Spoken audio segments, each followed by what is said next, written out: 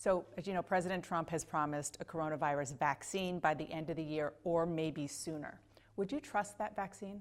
I think that we have learned since this pandemic started, but really before that, that there's very little that we can trust that comes out of Donald Trump's mouth. From the beginning of this pandemic, he has called it a hoax. He has muzzled the public health experts. He has minimized the seriousness of it. He has created false expectations for the American people and American families, even though if he had listened to the scientists and the experts, he would have understood the gravity of it and the power that he as President of the United States has to actually save lives.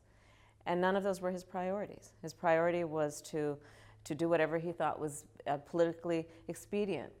And no, I would not trust his word. I would trust the word of public health experts and scientists, but not Donald Trump. But do you trust that in the situation where we're in now, that the public health experts and the scientists will get the last word on the efficacy of a vaccine? If past is prologue, that they will not. They'll be muzzled. They'll be suppressed.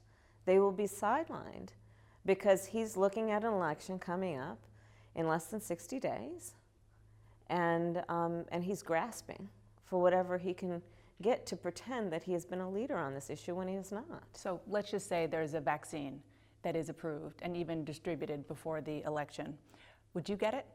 Well, I think that's going to be an issue for all of us.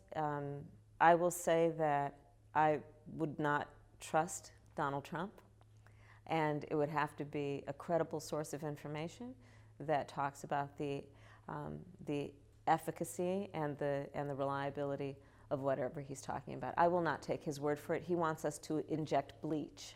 No, I will not take his word. Dr. Fauci said a vaccine wouldn't be approved unless the American people had really assurances that it was safe and that he feels that it was safe and that if that happens, he would take it.